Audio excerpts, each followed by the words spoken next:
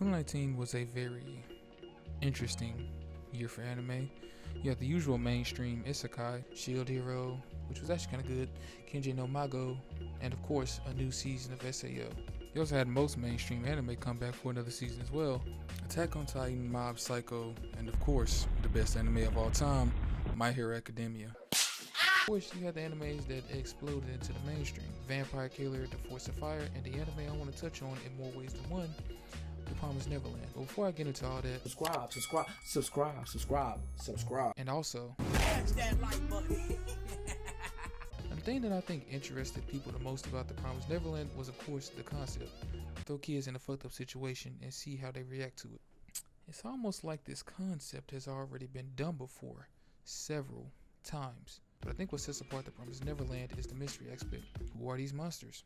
Why do they want to eat little kids? Why is another human who's supposed to be their caretaker feeding them to these monsters? Is she human? Who knows? Why am I asking all these questions? I don't know, nigga, just go along with the video. You also have the fact that the first episode was a great hooker episode. A great hook? Okay. That didn't come out right.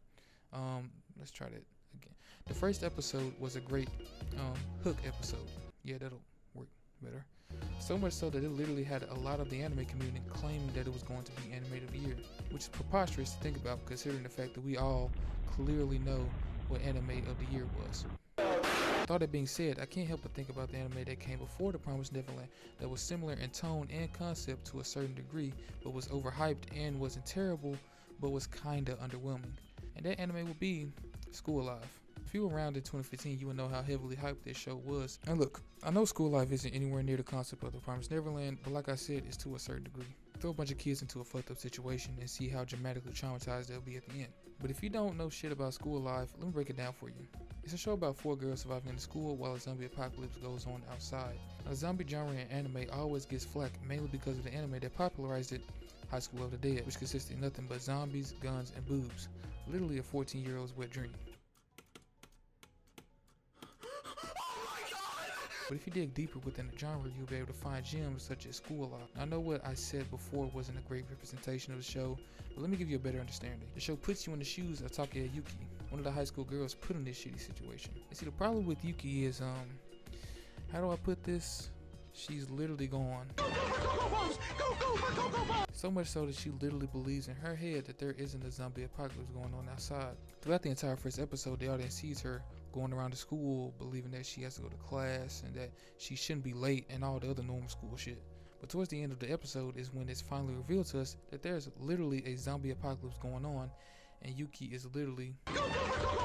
Now all of that is one hell of a way to set up a show. The only problem is that, yeah, this is a great concept, but is it executed well? No, nigga. Or at least not as well executed as The Promised Neverland. Throughout the video, I'm going to explain why SchoolLive isn't talked about anymore and show why it was overhyped but underwhelming in 3 simple points. The mystery aspect, as I mentioned before in The Promised Neverland, the plot and how it thickens throughout the show, and of course, the ending. So sit back, relax, grab a couple snacks, go ahead and grab a bag of hot Cheetos, a bottle of Gatorade, and a pack of gum because your breath stinks. And with all that being said, first point.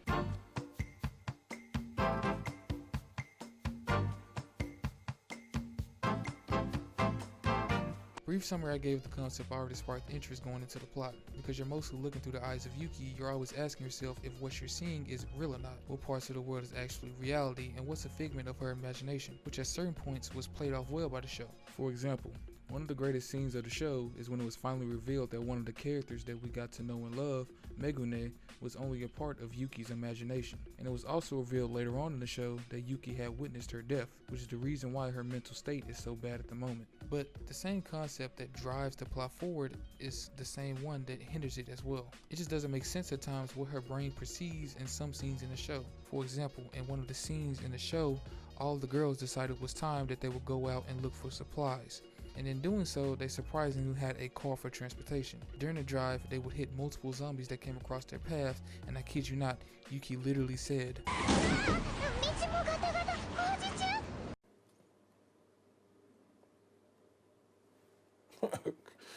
okay. So you mean to tell me you just don't see all of these people in your way?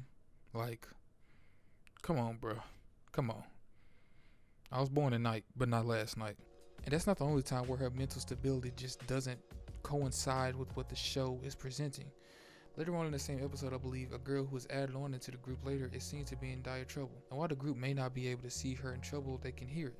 And of course, who's the one who goes out and tries to save her? This dumb bitch. And I wouldn't have a problem with this at all if it coincided with her mental stability at the time, but the show is kind of admitting that she knows that the world is going to shit and that zombies are all over the place, which honestly left me wondering if she was just pretending the whole entire time, which would honestly make for a great plot twist. With all that being said, yes, the plot is good and intriguing, but there are things that just doesn't make sense in context of the story, which leads me to my next point.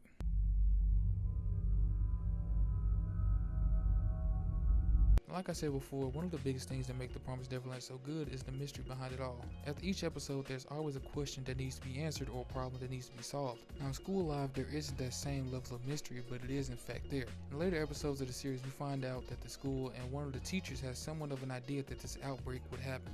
There was even a tunnel set in place for evacuation and a vaccine that was created to stop the infection on that whole Resident Evil shit. Now how did the school know this was going to happen? I don't know. How were they able to get a vaccine? They never tell us. I understand that the manga expands more into that, but nigga, I don't read the fuck. All jokes aside, the fact that the show doesn't expand on these ideas kind of hinders it in a way. Like I was so ready to have a Resident Evil Raccoon City type anime going on just with a bunch of lollies, and it sucks that I have to go read the manga just to get a full grasp of the story.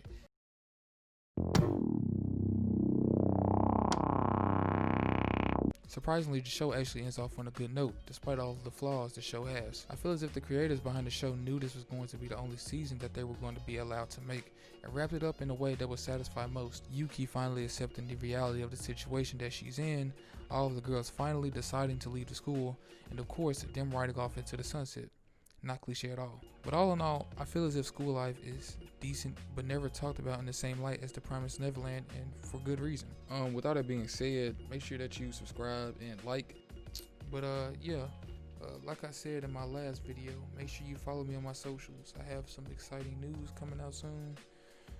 With all that being said, have a great day and peace.